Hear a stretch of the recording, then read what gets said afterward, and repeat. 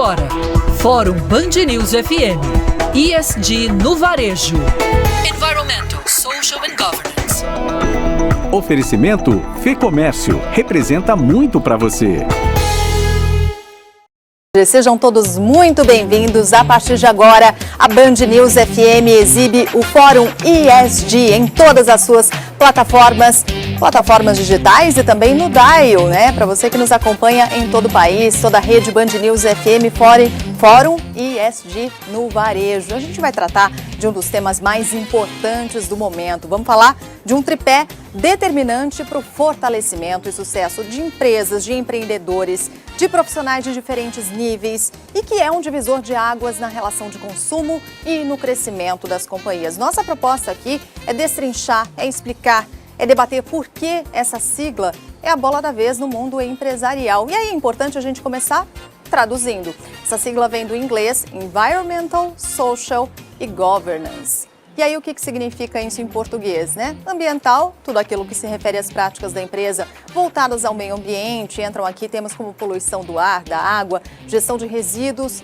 eficiência energética, entre outros. Tema social, diversidade de gênero, raça, etnia, credo, proteção de dados, de privacidade, investimento social, relacionamento com a comunidade local, olha quanta coisa, né? E governança, tudo ligado à conduta corporativa, práticas anticorrupção e canais de denúncias de casos de discriminação, de assédio, auditorias internas e externas, transparência de dados. Esse termo, o ESG, foi cunhado em 2004, num relatório feito pelo Pacto Global, que é um braço da ONU, e está diretamente relacionado aos 17 macrotemas que representam os desafios e que precisam ser endereçados por todos os países até 2030 para o desenvolvimento sustentável do mundo. E veja só como esse tema tem despertado cada vez mais o interesse dos brasileiros, em particular. A busca pelo termo ESG no Brasil praticamente triplicou nos últimos 12 meses, de acordo com o levantamento do Google Trends. E o Brasil foi o país latino-americano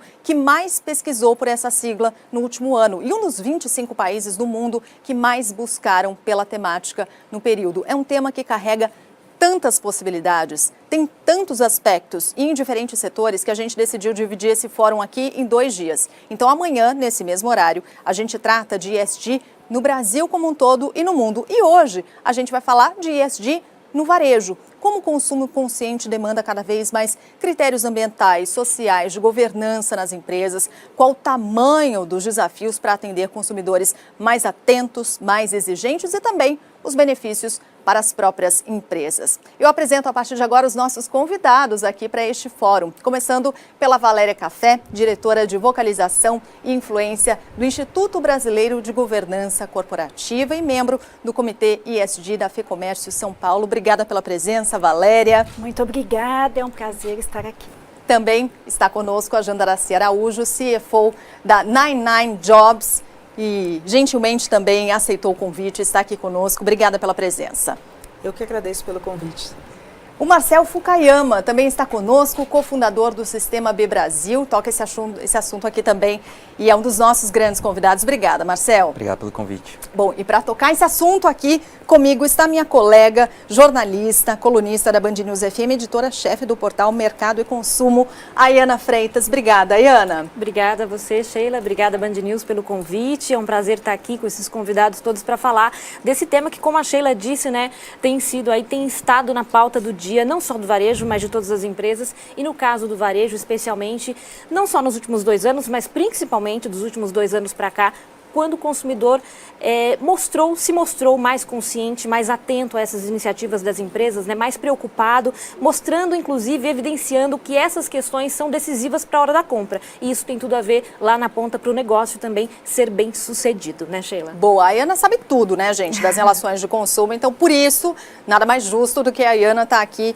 e tocar esse encontro junto comigo. Quero começar conversando com a Valéria. Valéria, vamos ajudar as pessoas a entenderem melhor. Eu dei aqui algumas explicações, né, mas vocês são os grandes especialistas. Valéria, fala pra gente o que é exatamente governança. Quando eu fui me debruçar sobre o assunto, foi um dos que mais me chamaram a atenção entre os 3 e aquele em que eu tive um pouco mais de dificuldade de compreender. Mas eu queria ouvir de você por que questões ambientais, sociais entraram para essa agenda de governança, como governança, inclusive, abarca as questões sociais e ambientais também. Muito obrigada. O que é importante a gente trazer aqui, né? Governança é um sistema. É um sistema no qual as empresas são monitoradas, incentivadas, direcionadas, e dentro desse sistema, como se dá o relacionamento entre todas as partes interessadas, que a gente chama de stakeholders, dentro desse ambiente. Quem são esses stakeholders? Desde investidores, acionistas, os próprios diretores, líderes das empresas, os funcionários, fornecedores e toda a comunidade em geral. E como se dá esse relacionamento, e que tem a ver também como isso se vivencia dentro da cultura, porque mais do que ter políticas no papel, estruturas, é como é que isso está na cultura dentro da empresa e como as empresas têm a sua estratégia.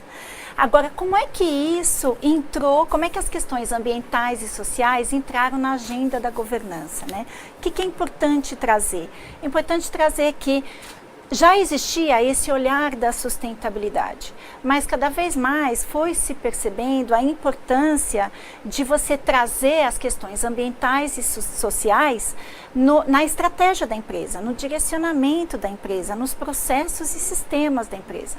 E por isso que quando você faz e traz essa questão do olhar ESG, todas as todas as partes interessadas da empresa precisam estar com este olhar, com metas e métricas. Aí, Ana. Jandaraci, Janda, né? As pessoas te conhecem como Janda já. Queria que você contasse um pouquinho da sua experiência no varejo. Você tem uma experiência ampla aí no varejo, né? Polishop, Sendas, enfim. Como era essa agenda a qual a Valéria se referiu quando você fez a passagem por essas empresas e como é hoje? Como você vê que as empresas de varejo estão olhando para esses temas? Bom, quando a gente pensa, a minha escola é varejo, né? Eu atuei em várias empresas varejistas e a minha trajetória profissional começa no varejo. Eu também tive empresa varejista, mas o que é importante? É um tema muito novo. Quando a gente olha o varejo, e aí principalmente falando das grandes redes, você tinha uma área de responsabilidade social. Então essa área, né, junto com a governança, principalmente as que eram listadas ou as que tinham já uma organização, que já tinha uma estrutura mínima de conselho, com alguns investidores e com alguns sócios e alguma diretoria. Então, a pauta ESG, ela é muito recente no setor varejista, né, do modelo que a gente conhece hoje. Mas você tinha a estrutura da área de responsabilidade social, depois você teve uma área que cuidava especificamente de impacto ambiental, junto com responsabilidade social, de RI, relação com investidores, e aí vem juntando essas áreas nessa jornada, né? Até é muito importante falar que ESG é uma jornada. Todas as empresas começaram a falar muito mais recentemente, apesar de ser um tema que efetivamente sustentabilidade e ESG não são temas novos, mas as organizações, principalmente o setor varejista no Brasil, começa a abarcar isso muito recentemente. A gente está falando com essa vertente de uns 10 anos para cá, mais ou menos. Antes disso, a gente tinha áreas específicas que cuidavam de pilares de forma separada, não necessariamente de uma maneira, uma análise conjunta, como a gente vê hoje, né? Olhando todos os pilares de forma conjunta e com essa interseccionalidade que é fundamental para a gente entender o ESG, qual o impacto dele na organização, dentro e fora. Marcel, como é que o ESG acaba impactando para as empresas na atração de investidores, por exemplo? É claro que a gente ainda vai descer nos detalhes, né? Tem muita coisa importante. A gente está falando de mudança cultural nas empresas, em muitas dessas empresas, de avanços importantes, de tirar do discurso e trazer para ações, para a prática, né? Mas como é que isso tem um enorme potencial de atrair investidores para as empresas? Boa tarde a todas e todos. Potencial é enorme, né? O mercado de capitais está passando por uma profunda e estrutural transformação. A pandemia acentuou essa mudança e os compromissos globais, como o Acordo de Paris, que busca limitar o aquecimento do nosso planeta até 1,5 graus até o final desse século, mais a Agenda 2030 da ONU, dos 17 Objetivos de Desenvolvimento Sustentável, são compromissos que impulsionam o mercado e a mudança. E é importante, para a gente entender para onde a gente está indo, entender de onde a gente veio também.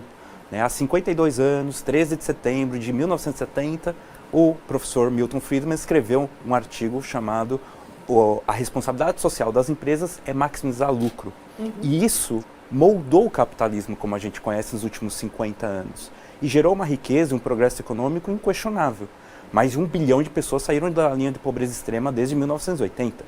Por outro lado, hoje nós vemos a conta desse modelo de incentivo ao lucro no curto prazo e todas as distorções sociais de concentração de renda, de desigualdade que esse modelo gerou, além das externalidades negativas, que é o efeito indireto que o negócio tem, que não é precificado no ambiente ou na sociedade.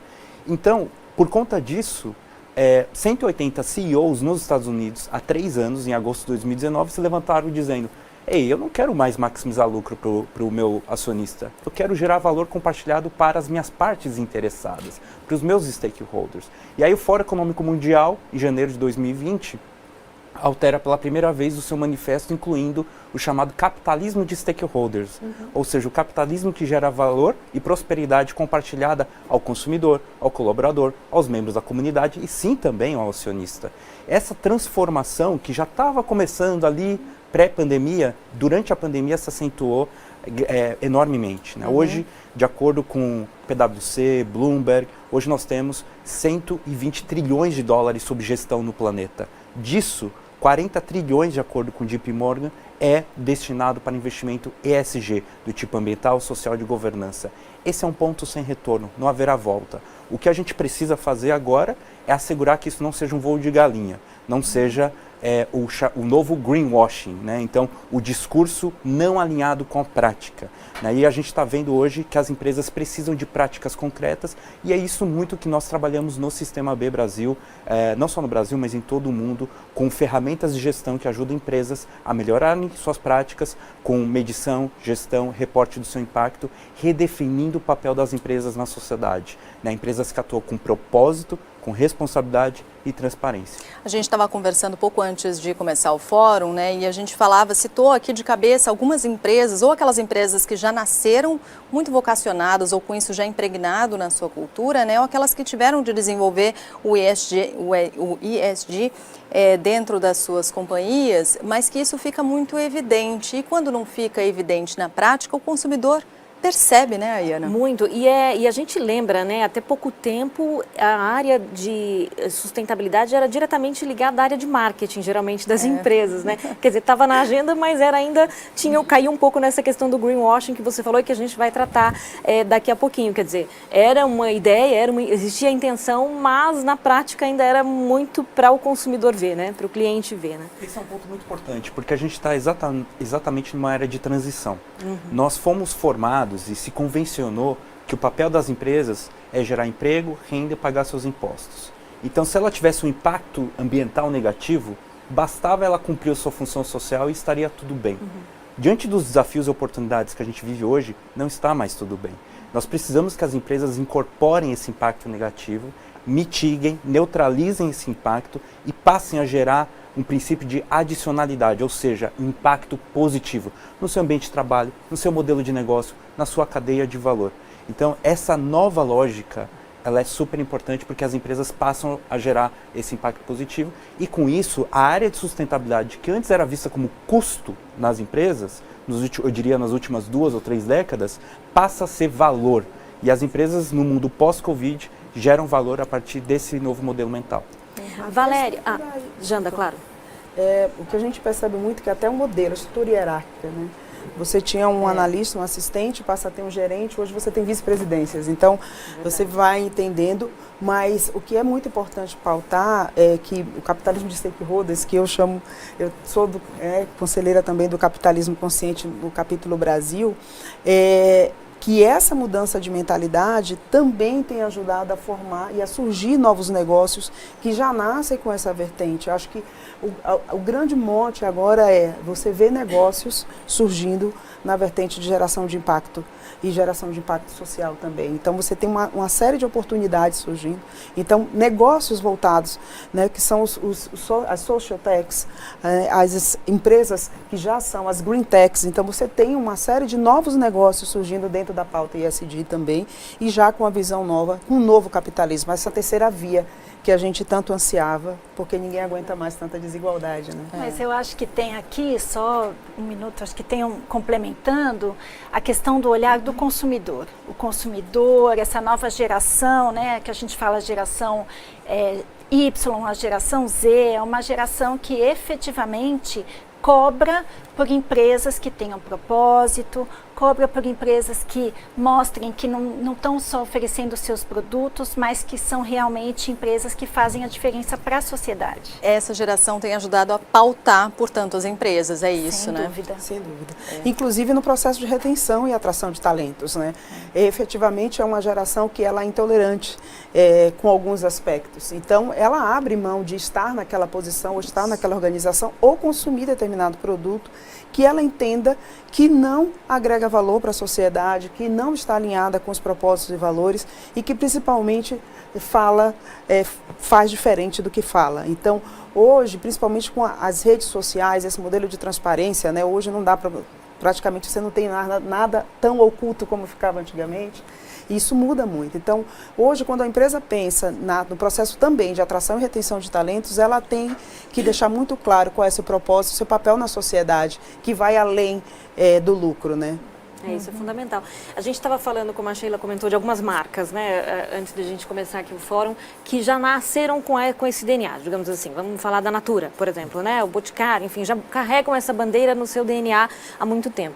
E a gente tem outras marcas que não, que estão abraçando essa causa realmente porque viram que tem esse consumidor novo que é exigente nesse sentido, né, e podem perder negócio por causa disso. Tem empresas novas nascendo, fazendo parcerias com grandes empresas, inclusive, que estão mais antenadas com relação a isso. Pensando, por exemplo, na área de moda, né? A gente tinha até muito pouco tempo, 10 anos, o fast fashion era o que era a regra, né, de consumo, não só para a geração jovem, para todos, né? Consumia um produto, uma roupa, logo descartava e ia. E era assim mesmo, e era isso que estava, enfim, grandes operadores, inclusive internacionais, vieram para o Brasil para operar o fast fashion. Hoje a gente já vê esses operadores internacionais e operadores aqui do Brasil também preocupados em ter moda circular, né, recolher essa roupa, dar um novo uso, ter costura, por exemplo. Como Valéria, mas se estende a vocês também, a Janda e Marcel, como vocês veem que o varejo brasileiro está lidando com essas demandas na prática hoje?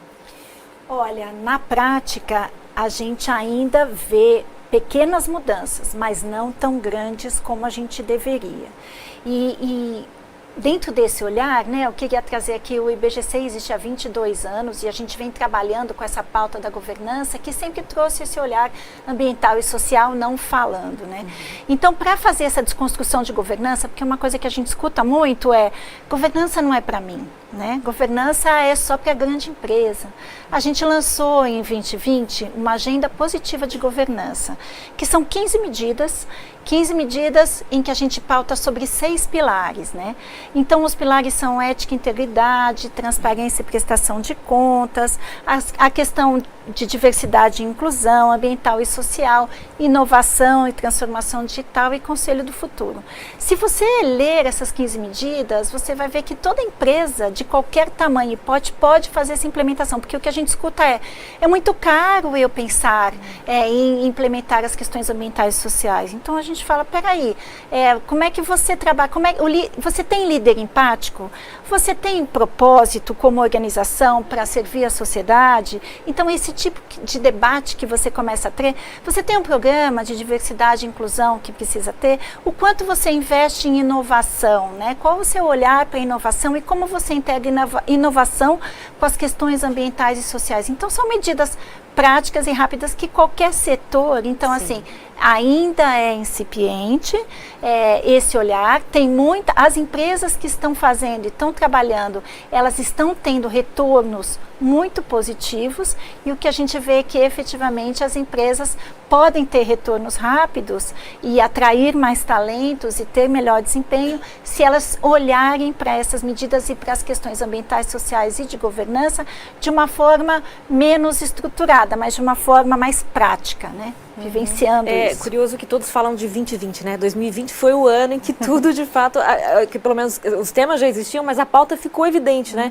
Por que vocês acham que isso aconteceu na pandemia? Quer dizer, as pessoas ficaram em casa pensando, puxa, isso é importante para mim? Não, eu acho que foi um processo, Então, assim, algumas coisas ficaram mais evidentes. Primeiro, a pandemia,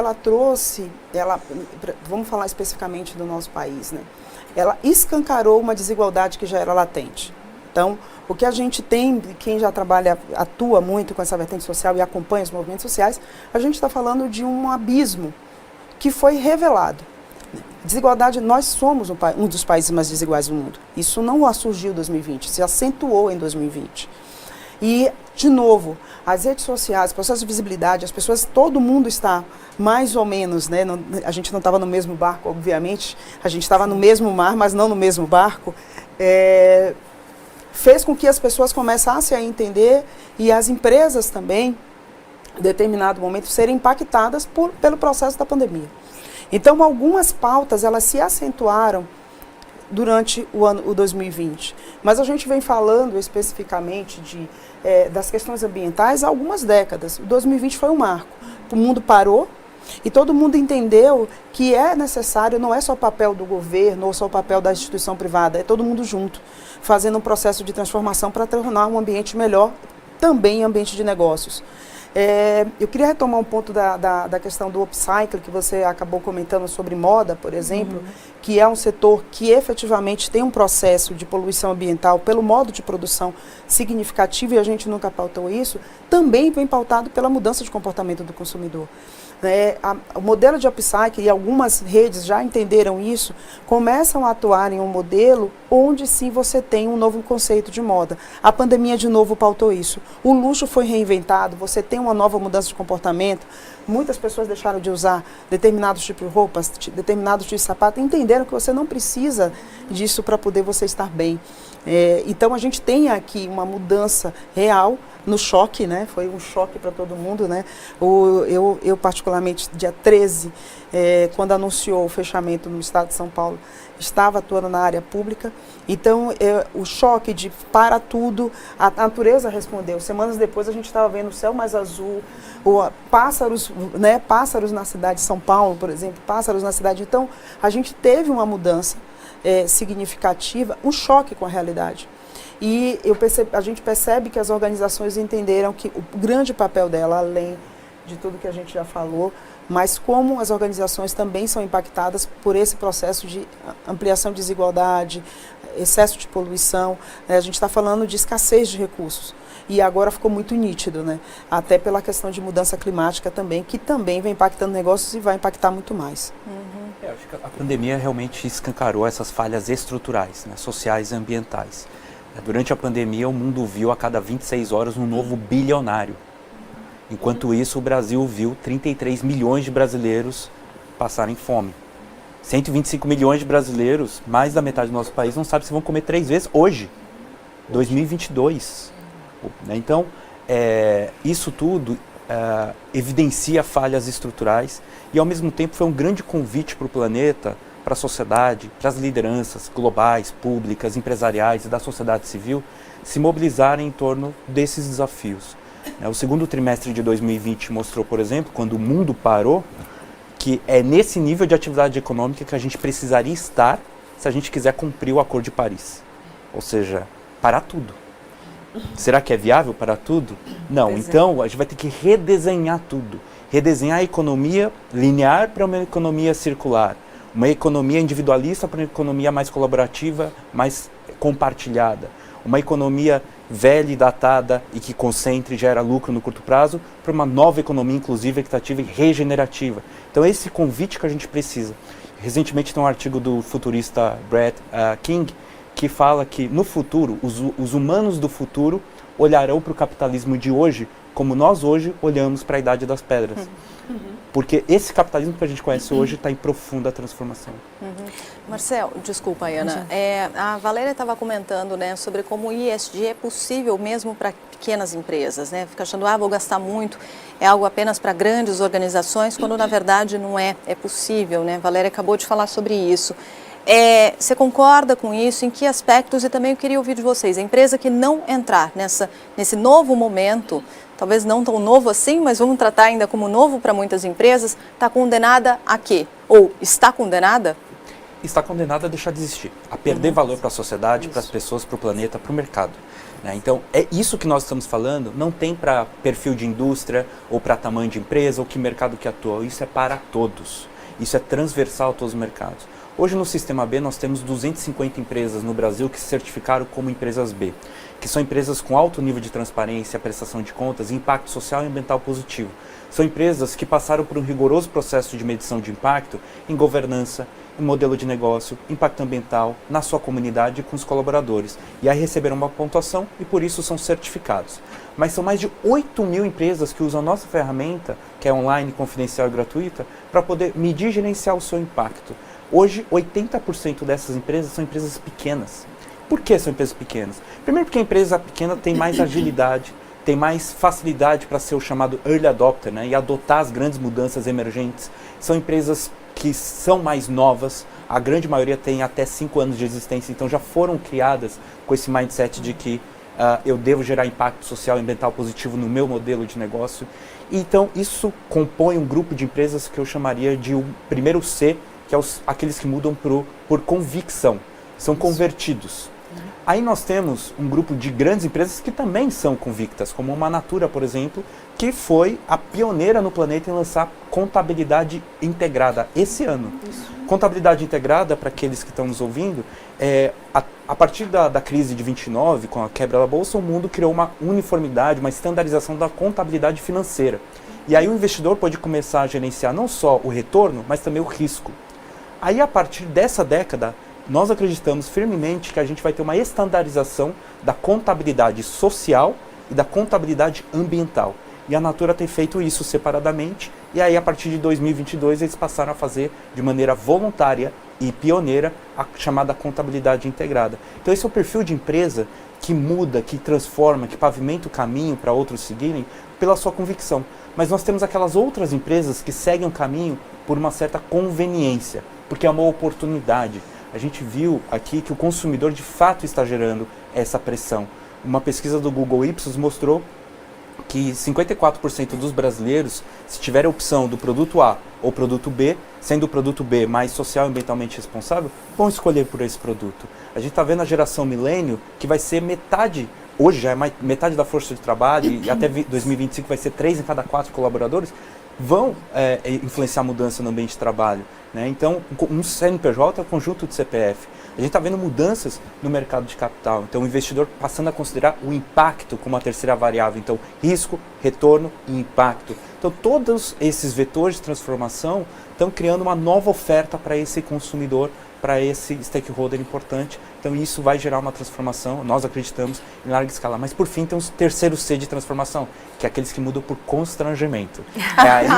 É aí onde nós precisamos chegar para que, de fato, toda a economia siga em direção à economia de stakeholders. Não cheguem no constrangimento. A gente riu aqui, né?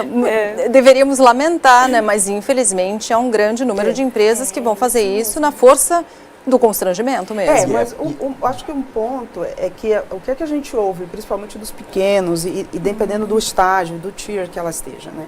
É que falar de ESG não é dissociado de sustentabilidade financeira. Sim. Eu acho que esse é um grande ponto, principalmente para quem é pequeno, que é uma discussão. Essa escolha de Sofia, que não tem nada de filosófico, na verdade, não é dissociado, muito pelo contrário. Né? Quando você começa um modelo de negócio, como bem colocou o Michel, é você conseguir olhar também para a sustentabilidade financeira e negócio a longo prazo, médio e longo prazo. Então, acho que tem uma mudança de mindset, tem um processo educacional. Primeiro, porque assim, a gente tem que fazer, de novo eu costumo falar, vamos fazer, uma grande amiga minha fala isso, gente, faz as pazes com a realidade. A gente tem uma série de dores para poder sanar quando você é pequeno. O que é importante, né, nesse processo? Você tem quem é convicto, quem vai passar por esse processo de constrangimento, que não é moda, mas é uma jornada. E com isso, essa jornada, ela não pode ser dissociada da sustentabilidade financeira.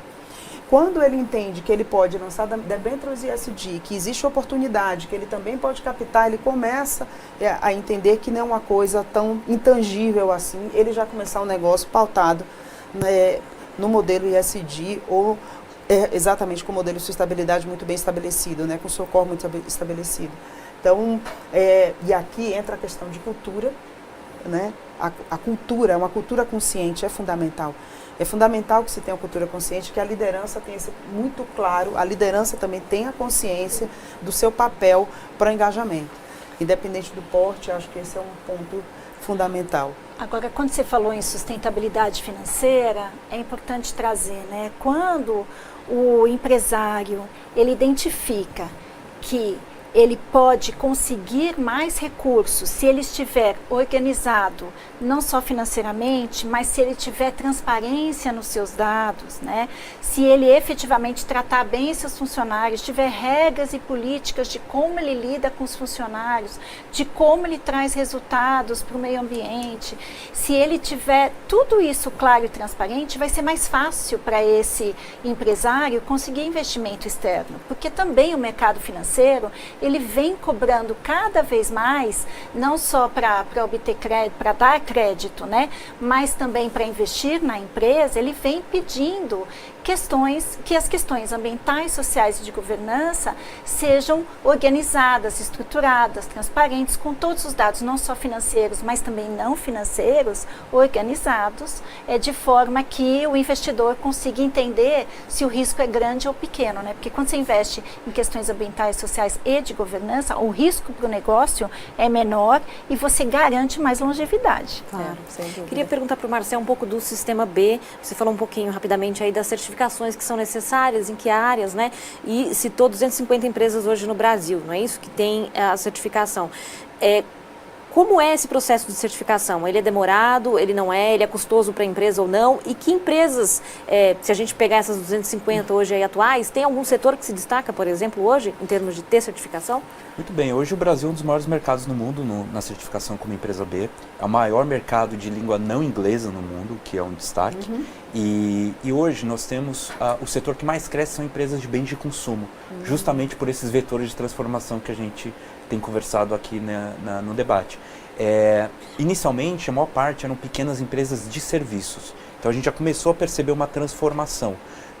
Grandes grupos empresariais também começaram a se aproximar desse movimento. Empresas listadas na Bolsa, empresas que fazem parte ali do Índice de Sustentabilidade Empresarial da B3, da Bolsa de Valores de São Paulo. Hoje temos duas empresas B, né, a Natura &Co e a Movida. E nós temos outras duas empresas que são a Gerdau, que tem uma empresa de aço, a subsidiária Gerdau Summit, que certificou há 2 semanas. E nós temos outra empresa que é o Magalu, uma empresa no varejo, que assinou o compromisso de buscar certificação em até 3 anos. Então tem mais, pelo menos outras 10 empresas em processo de certificação ali na Bolsa. O que isso nos mostra? Que os grandes grupos, buscando a certificação, nós temos uma oportunidade de influenciar a cadeia de valor dessas empresas.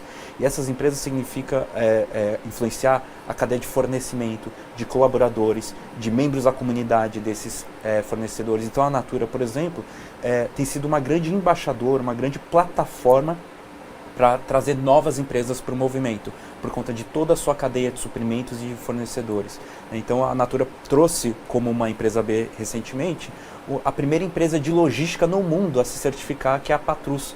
Uma empresa com 3 mil colaboradores, 80 centros de distribuição. Quando você diria que uma empresa de logística poderia ser uma empresa melhor para o mundo? Mas é uma empresa que está transformando toda a sua frota em frota elétrica, por exemplo. Então tem um trabalho de desenvolvimento humano com esses 3 mil colaboradores, o desenvolvimento do território no entorno onde ela está. Então são práticas. O que a gente percebe que o Sistema B mais contribui nesse diálogo ESG é combinar o discurso com a prática. Isso é muito importante. Nada fragiliza a liderança empresarial mais no século XXI, em época de redes sociais, de transparência, do que a incoerência. Então é muito importante a gente trazer práticas que sejam concretas, objetivas e que deem instrumentos de gestão de impacto e de governança. Só para concluir, quando a gente fala de governança, não só aumentar a chance de dar certo e reduzir a chance de dar errado da empresa, mas é fortalecer a tomada de decisão. Que essa empresa tome decisões melhores, decisões informadas e decisões que considerem esses stakeholders, não apenas o acionista, mas todos os colaboradores, membros da comunidade e assim por diante. E aí no Sistema B, todas as empresas certificadas, da pequena empresa de 0 ou 1 colaborador, a uma Natura &Co de capital aberto com 40 mil colaboradores em 100 países, elas têm que promover uma mudança no seu contrato ou estatuto social.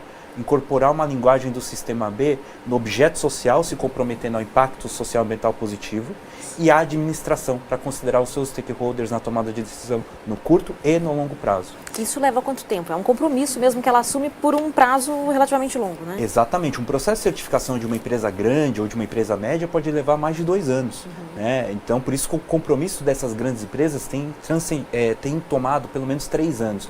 A Danone, que hoje nós estamos fazendo processo de certificação de 190 subsidiárias no mundo, nós chegamos hoje a 60% mais ou menos da operação, assumiu o compromisso de 10 anos de se tornar uma empresa B. Já se passaram 5, pouco mais de 5, e chegamos a 60%. Então estamos on track, né? Estamos no processo. Então, de fato, isso é um processo de longo prazo e a empresa precisa se comprometer também à recertificação a cada 3 anos. Então, o convite é a cada dia ser uma empresa melhor e melhorar suas práticas de maneira concreta e objetiva. Eu acho que só para trazer aqui, né, é uma jornada. É uma jornada que começa e não termina, né? Porque você sempre vai querer aprimorar a cada dia. Eu acho que um ponto que não dá para a gente desconsiderar nessa nossa discussão, e aí eu vou voltar para o S, eu acho que é fundamental. A gente está falando muito do stakeholder. Queria entrar nisso, viu? Não dá para poder também a gente achar que uma empresa, e aí tanto para as mais antigas, para quem está surgindo, se a gente não fala de mudar quem está tomando a decisão, né? Ter mais pessoas com mindsets diferentes, backgrounds diferentes, e aqui eu vou falar de diversidade especificamente, se a gente está falando da mesmo grupinho, sempre tomando o mesmo modelo de decisão, com o mesmo mindset, sem nada de disruptivo. Então, para também se falar de ESG, a gente precisa trazer isso para a conversa, principalmente nas empresas brasileiras, onde a gente ainda existem clusters, né, que ainda remetem a 1500. Então, se a gente não muda esse mindset, não muda a forma como as empresas operam, e quem está no processo de tomada de decisão e contribuindo, né, que é onde estão os conselhos, a equipe, toda a governança, a gente vai continuar tendo esse push and pull de vai e volta em relação a pautas tão importantes, porque o mindset é o mesmo. Então, é o mesmo background e a gente acaba se repetindo o padrão. Então, no primeiro momento de crise, retorna ao processo anterior, regride, e é o que a gente vê sempre quando tem esses pontos de, olha, agora vamos pautar a questão, vamos avançar na pauta ambiental, vamos avançar no impacto social. No primeiro momento de crise retorna, porque é o mindset, né? É o modelo que se dá dos gestores que estão ali. Então, se a gente não olha também para esse ponto, a gente continua não só no greenwash, mas no diversity wash, modelo de governança ainda pautado em modelos antigos. Eu quero continuar ainda falando sobre o papel de líderes, né, sobre gestores, mas quero aproveitar aqui as 3 horas e 37 minutos para convidar os nossos ouvintes que não estavam acompanhando a seguirem aqui, acompanhando normalmente nesse horário na Band News FM. Você já está acostumado a acompanhar o Band News em alta frequência, mas hoje a gente está um tiquinho diferente. Estamos aqui reunidos para falar de um assunto super importante, que é o ESG no varejo. Fórum Band News FM, com apoio à parceria da FEComércio em São Paulo. Então, estamos recebendo convidados. Para você que ligou o rádio agora, também os reapresento aqui. Valéria Café, diretora de Vocalização e Influência do Instituto Brasileiro de Governança Corporativa, membro do Comitê ESG da FEComércio São Paulo. Jandaraci Araújo, CFO da 99 Jobs, integrante de conselhos como Instituto Inhotim e WCD Brasil. E o Marcel Fukayama, cofundador do Sistema B Brasil. E ao meu lado a Ana Freitas, jornalista, colunista da Band News FM, tocando junto comigo esse fórum. E aí, Janda, eu queria, para que a gente possa falar de líderes, de gestores, dessa importância, eu queria também te ouvir um pouco sobre a sua história, né? Porque eu acho que a gente falou de cases de empresas, mas empresas são feitas por pessoas, né? Janda é uma mulher negra, nordestina, que começou vendendo salgados em trens do Rio de Janeiro. Então, divide com a nossa audiência um pouco dessa sua história, para que então a gente vá falar mais de diversidade, mais sobre a formação de líderes. Bom, eu costumo dizer que eu sou a profissional do improvável, né? Literalmente, hackeando o sistema é totalmente improvável com uma mulher nordestina, essa figura aqui, porque eu vou ser isso aqui sempre, eu não vai ter o currículo que mude quem eu sou, consigo estar em conselho de administração. Eu estou, além desses citados, eu estou em outros, de outras empresas também, uma especificamente também no mercado de carbono, que acaba de surgir, que é a Future Carbon. Vender O que leva uma pessoa como eu estar nessa posição, né?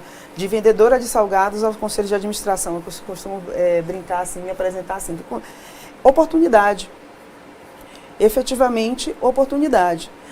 Obviamente que na minha trajetória eu me preparei, fiz várias formações, mas oportunidade. Em algum momento da minha carreira eu tive que tirar foto para participar de processo seletivo. Né? Você tira a foto do LinkedIn e as pessoas olham o seu currículo. Então, isso é o Brasil que a gente vive. Nós somos um dos países, como eu comentei, né, dos mais desiguais, mas onde a maioria é minorizada. Então, por isso que eu falo que eu sou improvável. Né? Ainda somos poucas mulheres aí fazendo recorte de gênero, somos pouquíssimas, a gente está falando aumentou 11% em conselhos de administração, sendo que nós somos 52%. Quando a gente faz o recorte de mulheres negras, é traço nas estatísticas, né? Em posições de liderança, a gente está falando, é traço, costumo dizer que é traço, foi erro na estatística, 0,4%. Então a gente está falando aqui de oportunidade e também de mudança de mindset. Como é que a gente vai construir um futuro muito mais sustentável e inclusivo se a maioria da população não faz parte do processo de tomada de decisão? E o Brasil é o país da minorização da maioria. Né? Você tem 52% da população de mulheres e elas não estão em posições de liderança nem no público nem no privado. Né? O percentual é baixíssimo. Da mesma forma, população negra, 56% da população também não se vê nesses espaços. Mulheres negras, 28%. Nós correspondemos praticamente a uma Colômbia, em termos econômicos, em termos de potencial, e não estamos nessas posições. Então, a história da Jandaracy, que é a história de milhares de mulheres no Brasil, não sou diferente, eu sou um outlier, na verdade. Mas a minha história é a história de milhares de mulheres no Brasil. O que diferencia a Jandaracy de outras mulheres é a oportunidade. É efetivamente as empresas entenderem que uma pessoa que tem essa trajetória pode agregar dentro de uma organização, através de conhecimento disruptivo, até porque a gente nasceu na crise. Então, quem nasce na crise sabe lidar com crise muito bem e sabe lidar também com processos disruptivos, onde você precisa reinventar. Então, a Jandaracy, ela reinventou e reescreveu uma história. E nessa trajetória, a IBGC é um grande parceiro, a gente criou o Conselheira 101, que eu acredito, uma das frases que eu uso é: eu não sou eu sou uma comunidade. Então, eu não gosto dessa coisa da história única, né? Então, nossa, você é a única nos conselhos, você é a única... Não, não dá para continuar perpetuando história única. Então, para isso, eu junto com mais 9 mulheres, criamos o Conselheira 101, no meio da pandemia, em 2020, com essa provocação. Né? Onde estão as mulheres negras? Por que não elas são consideradas nos processos? E aí tivemos o apoio do IBGC, da KPMG, e com isso a gente desenvolveu o IDAWCD, onde eu também faço parte. A gente criou um programa, que hoje está na 3ª turma, para promover e incluir mais mulheres negras em alta liderança e conselhos de administração. Essa questão dos conselhos, desculpa. Só para complementar aqui, a gente tem trabalhado muito junto essa questão da diversidade, porque o que a gente tem escutado muito em alguns conselhos eu busco a diversidade, mas eu não encontro. Eu não sei onde está este profissional. Então, a gente tem trabalhado muito, o IBGC junto com o WCD, IFC e B3, a gente vem trabalhando muito desde 2014 com um programa que é um programa que a gente chama de diversidade em conselhos, em que a gente começou com gênero, a gente já está no 6º ano, e aí surgiu o Conselheira 101, então a gente vamos abraçar, e todas as outras causas que abraçam a questão da diversidade, a gente vem construindo coletivamente um grupo de pessoas que trabalham para mostrar que existem sim profissionais, né? E então a gente tem trazido também muitos conselheiros para que a gente faça um trabalho de mentoria com conselheiros e conselheiras que escutam e trabalham durante um ano com essas mulheres, né? Mulheres de diversos tipos, idades, regiões e tudo mais, para que inclusive seja uma mentoria reversa, porque não só essas mulheres sabem que existe diferença entre ser executiva e ser conselheira, mas também que esses conselheiros e essas conselheiras que estão mentorando vejam o seguinte: nossa, estou trabalhando durante um ano com uma pessoa que pode ser meu par em algum conselho. E a gente tem percebido que esses programas de mentoria reversa acabam funcionando, né? Então tem o Diversidade em Conselho, Conselheira 101 e muitos outros que vêm surgindo ao longo do caminho, que a gente acaba mostrando que sim, tem gente profissional que pode estar não só em conselhos, mas em diretorias, em presidências de empresas de todos os portes e essa tamanhos. Questão do conselho é muito bacana, porque, quer dizer, já é um passo além, né? A gente até pouco tempo estava discutindo apenas a questão da liderança feminina. Quando a gente fala de conselho, realmente, né? Por que, então, as mulheres estão sendo líderes, mas não estão chegando ao conselho das empresas, né? Os conselhos. Quer dizer, acho que até a gente pode concluir que avançamos um pouquinho, talvez, aí na pauta, né? Porque já temos essa discussão, pelo menos pautada, certo? Tem grupos como os de vocês que discutem isso, né? Em 3 anos a gente saiu de 10% para 14,5%, que a gente acha que não é o suficiente, está muito longe dos 52% de mulheres, né? De novo, a gente continua sendo, né? Eu costumo dizer, e aí eu faço a interseccionalidade da diversidade, né? Eu costumo falar muito do E. Né, essa interseccionalidade, a gente não é uma coisa só. Ainda é muito baixo. Né? Então, e essa foi uma das provocações que a gente fez na época, de esse processo de visibilização. A gente tem um processo de invisibilização. Então, a ideia, quando a gente fundou, é assim: vamos quebrar o algoritmo. Já que o algoritmo faz com que as pessoas aleguem que essas pessoas não existem ou não estão prontas, a gente vai exibi-las. E aí, como efeito, né, o Conselheira 101, das 2 turmas, a gente conseguiu que 47% delas já estejam ocupando posição em conselho, em comitês, e 50% tenham feito uma movimentação de carreira para alta liderança.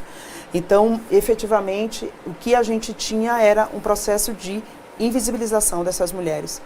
E atendem todos o check-box, checklist necessário para estarem nessas posições. No entanto, elas eram invisibilizadas. Então, isso é uma característica nossa que, felizmente, a gente está começando, por bem ou por mal. E aí, acho que é importante falar, né, tanto do que a CVM fez no começo do ano, como a audiência pública da B3, do Pratique e Explique, ou Explique, né? Por que não? O que é que afasta de você ter diversidade? O que é que afasta de você não ter práticas ambientais? Então, eu acho que esse modelo vai fortalecer muito essas pautas que a gente está falando e, principalmente, a pauta ESG, né?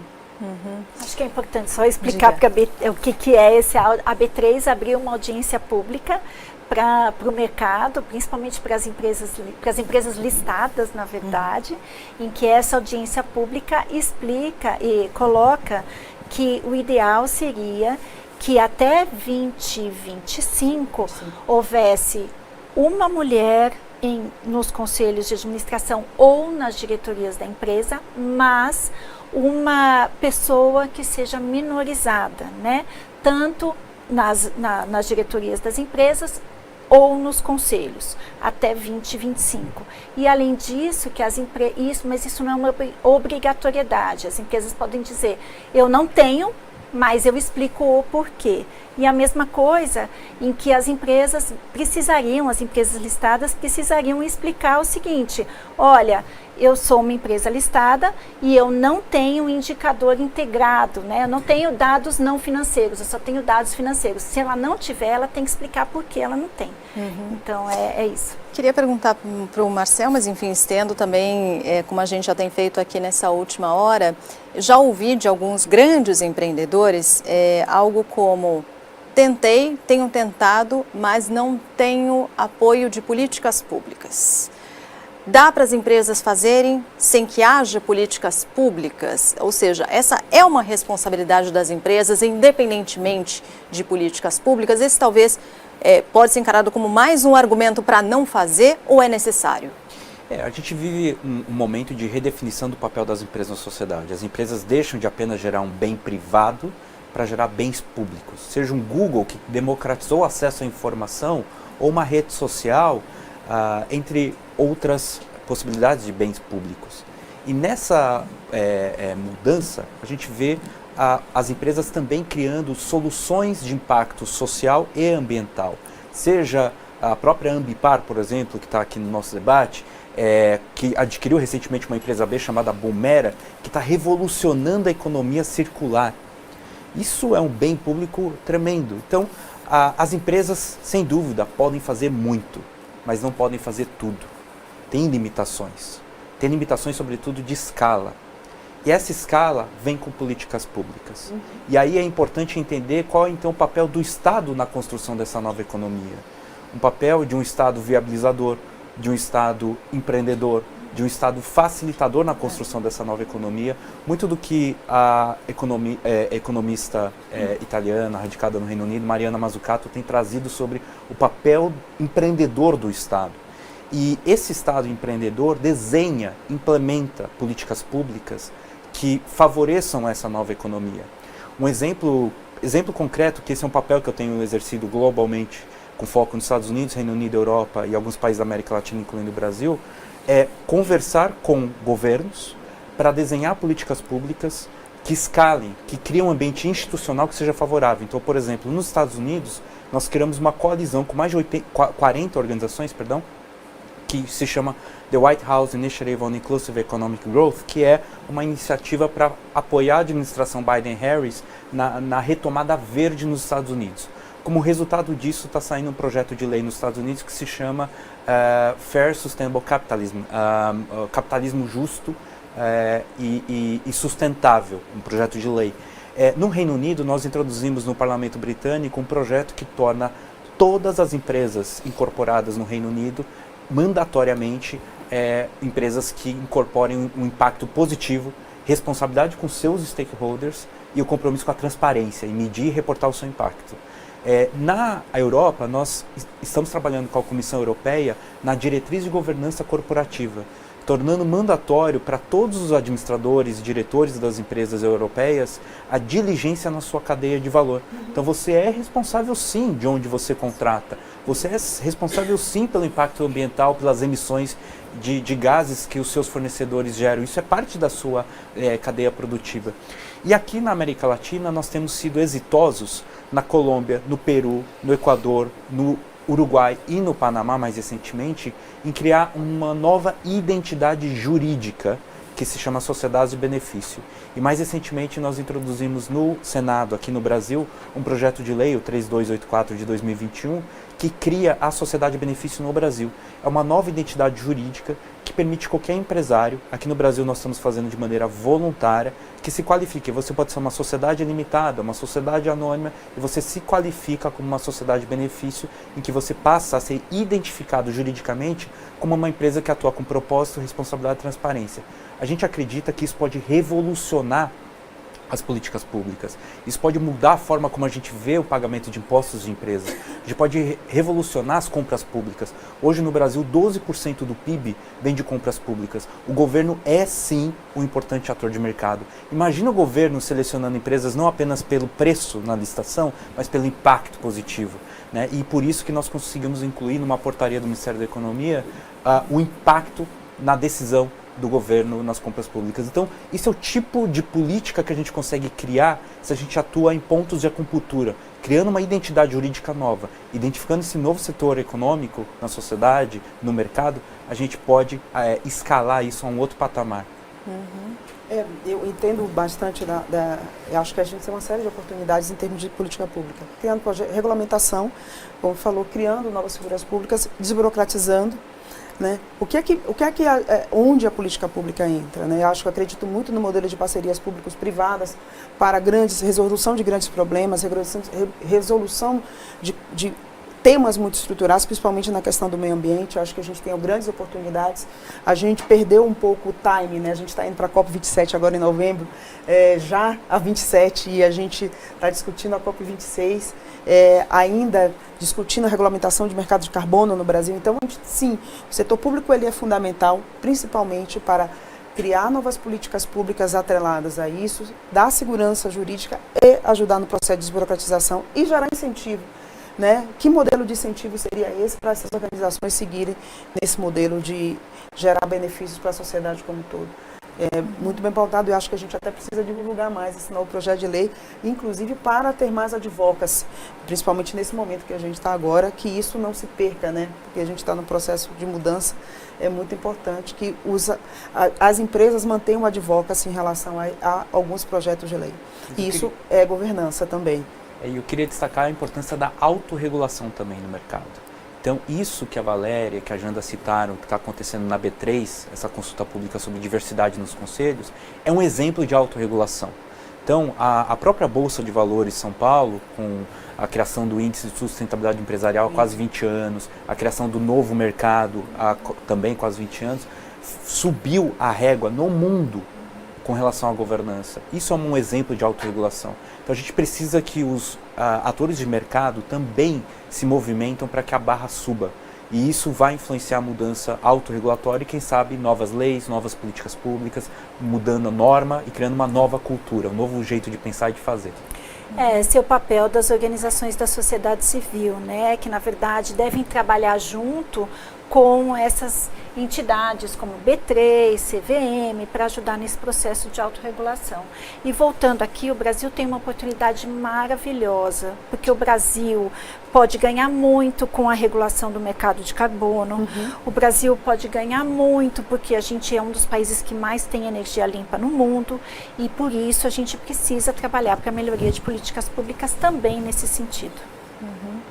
Quer uma última perguntinha, Dá Ana? A tempo, gente uma tem, perguntinha se formos todos breves, dá tempo, uma última Eu ia perguntar perguntinha. da questão do greenwashing, que a gente citou rapidamente, o Marcelo citou no começo, né? Se ainda existe, enfim, isso, até que ponto isso acontece na prática e como evitar, né? Enfim, Vamos explicar de não- novo pra para não quem cair nessa perdeu, armadilha. né? Para quem perdeu o conceito verdade. de greenwashing. É aquela greenwashing, história de você fazer para mostrar que está fazendo, mais ou menos isso, né? Ou fala e não faz, também Hoje cabe? nós estamos na era do net zero, né, de empresas assumindo o compromisso de carbono neutralidade até o ano tal. Então, nós Sim. temos visto grandes empresas assumindo esse compromisso. A pergunta é como auditar isso, como verificar isso, como implementar isso. Será que essas empresas de fato têm noção desse compromisso? Né, o compromisso de você fazer um inventário de emissões de carbono na sua empresa também envolve fazer da sua cadeia de valor, que é o escopo 3. Isso é muito complexo, isso envolve investimento, uma mudança de cultura que é muito complexo. Então, eu diria que hoje nós ainda vemos uma nova geração, talvez, de greenwashing, e por isso que nós precisamos instrumentalizar esse debate, nós precisamos estandarizar esse debate. Então, em todo o planeta está acontecendo uma consolidação de métricas, isso é muito importante estar acontecendo. Então, a gente vai ter nessa década, seguramente, uma harmonização e estandarização de métricas sociais e ambientais, e com isso a gente vai poder tornar esse debate muito mais concreto, objetivo, e afastar o risco, ou mitigar o risco de greenwashing. Era isso que eu ia falar. O ISSB é um movimento global em que você tem várias entidades, inclusive o IBGC está atuando com um representante lá para ajudar na construção de metas e métricas de indicadores não financeiros, para que todos entendam que é possível somar maçã com maçã e não maçã com banana e com plástico, por exemplo. Então é preciso que você tenha metas e métricas. Independentemente disso, eu volto a dizer, o consumidor sabe quem está mentindo e quem não está mentindo. Então existe também, as redes sociais trouxeram isso de bom. A gente consegue ver se a empresa é transparente ou não nesse processo. Janda. Bom, vou ser um pouco repetitiva, talvez seja repetitiva, mas a gente está falando de materialidade, né? Eu acho que o greenwash, do jeito que ele tem coisas que são muito básicas. E aí, vou trazer um ponto. Para quem é pequenininho, seguir a regulamentação já é um bom caminho. Porque tem, né, quando a gente pensa de... É tão complexo assim, começa seguindo a regulamentação. A gente tem uma série de regulamentações no modelo ambiental que você não precisa... Seguindo ela, você já não vai fazer greenwash. A questão do compromisso sem meta não serve para nada. Então, que compromisso? Né? Faz um texto bonito, faz um marketing bonito. Então, o greenwash está aí. Qual é a entrega que vai ter, como vai ser? Não precisa entregar no ano 1, mas precisa ter um plano estruturado com métricas e dados que vão ser considerados nesse compromisso, seja net zero ou seja qual ele que se assuma. Então, eu acho que tem de novo, ainda a gente está falando de jornada, ainda tem um processo educacional que é fundamental e acho que esse fórum, ele serve para isso, a gente trazer e aclarar conceitos e também mostrar que não é uma coisa impossível de ser feita, intangível, né? É muito fácil de fazer se começa seguindo a lei. Então, segue a regulamentação, eu costumo falar sempre, segue a regulamentação, existe uma legislação ambiental para o país. Na parte social, tem uma série de medidas, começando com relacionamento com os seus funcionários. Se trata os funcionários, não adianta a gente falar disso, né? E não tratar os funcionários bem. A gente está falando tudo isso aqui, o pessoal trata o funcionário, né? Então, o S está lá. A questão de governança também é importante falar de anticorrupção. A gente não falou disso aqui, que é um ponto fundamental, passa pela transparência, mas a gente também tem um indicador não muito bom no Brasil, mundo afora, no quesito anticorrupção. Então, a gente tem aqui coisas que são bem simples, que segue a lei, segue o que é certo, o que é fácil de fazer. Perfeito. Jandaracy Araújo, CFO da 99 Jobs, integrante de alguns conselhos, entre eles Inhotim, o Instituto Inhotim e WCD Brasil. Muito obrigada, Janda. Muito obrigada mesmo pela presença. Eu que agradeço mais uma vez o convite do FEComércio, da Band, e o prazer enorme de estar aqui com essas sumidades aqui.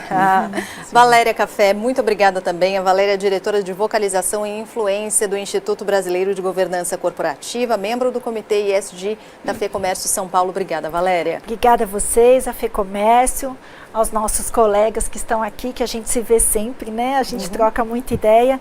E eu falo o seguinte, pessoal, se vocês não entraram no movimento ESG, entrem. É um movimento, não é moda. Não tem volta, né? Não a gente começou falando que não tem volta. Marcel Fukayama, cofundador do Sistema B Brasil. Muito obrigada, Marcel. Muito obrigado a todos e a todas que nos ouvem e a oportunidade da gente qualificar esse debate e levar isso para todo mundo. Super obrigado. E a Ana Freitas, jornalista, colunista da Band News FM, editora-chefe do portal Mercado e Consumo, figura fundamental nessa discussão. Obrigada, viu, Ayana? Obrigada pelo convite. Mais informações sobre essa jornada aí que as empresas estão seguindo também no nosso portal mercadoeconsumo.com.br. É isso, minha gente. Este foi o Fórum ESG no Varejo. Muito obrigada pela sua companhia. Se você pegou pela metade, esse fórum aqui fica à sua disposição também no nosso canal do YouTube. E amanhã tem mais, viu? Eu falei que o assunto é bastante amplo. Amanhã a gente segue aqui com a segunda parte desse fórum. Vamos falar de ESG no Brasil como um todo e no mundo. Já avancei no horário, 4 horas, 2 minutinhos. Um beijo, obrigada. Um beijo, Adriana Araújo. Fábio França vem aí entre nós. Dei uma avançada no horário, mas acho que vocês vão entender. Bom programa para vocês. Obrigada pela companhia. Tchau. Você ouviu Fórum ESG no Varejo. Environmental, Social and Governance. Na Band News FM. Oferecimento FEComércio representa muito para você.